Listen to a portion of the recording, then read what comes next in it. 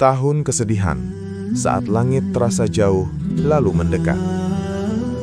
Tahun itu kelak dikenal dalam sejarah sebagai Amul Huzni, tahun kesedihan. Sebuah fase sunyi dalam kehidupan Rasulullah SAW, ketika dua penopang terkuat hidupnya di dunia dicabut hampir bersamaan. Khadijah binti Khuwailid R.A., istri, sahabat, penenang jiwa, dan orang pertama yang membenarkan risalahnya, wafat meninggalkan ruang kosong yang tak tergantikan. Tidak lama setelah itu, Abu Thalib, paman sekaligus pelindung politik terakhir Rasulullah di tengah kerasnya Quraisy, menyusul pergi.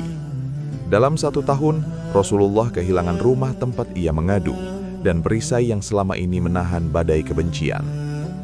Para ulama sirah seperti Ibnu Hisham dan Ibnu Katsir menegaskan bahwa kehilangan ini bukan sekedar duka personal. Wafatnya Abu Thalib membuat tekanan Quraisy semakin brutal. Rasulullah tidak lagi memiliki pelindung adat yang disegani. Cacian berubah menjadi kekerasan terang-terangan. Jalan dakwah menyempit, sementara beban risalah justru semakin berat.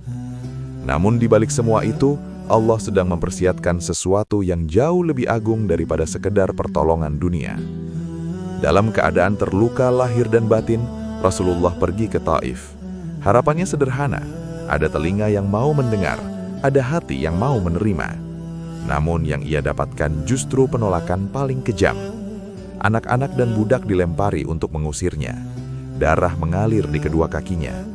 Dalam kondisi itulah, Rasulullah memanjatkan doa yang mengguncang langit. Doa seorang hamba yang tidak menuntut dunia, hanya takut jika dirinya telah terputus dari rahmat Tuhannya. Jika engkau tidak murka kepadaku, maka aku tidak peduli. Demikian maknanya. Imam Nawawi dan Qadhi Iyad menjelaskan bahwa Isra Mi'raj tidak turun dalam puncak kemenangan, tetapi justru pada titik terendah manusiawi Rasulullah. Saat bumi terasa sempit, langit dibukakan. Saat pertolongan manusia tertutup, pertolongan ilahi hadir tanpa perantara. Inilah sunat Allah yang berulang dalam sejarah para nabi.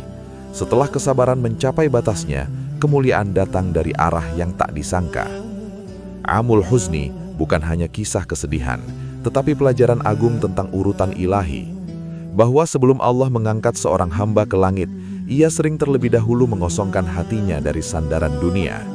Isra Mi'raj lahir dari luka, dari kesabaran, dan dari ketundukan total. Maka malam perjalanan agung itu bukanlah pelarian dari penderitaan, melainkan jawaban langit bagi hati yang tak pernah berpaling dari Tuhannya.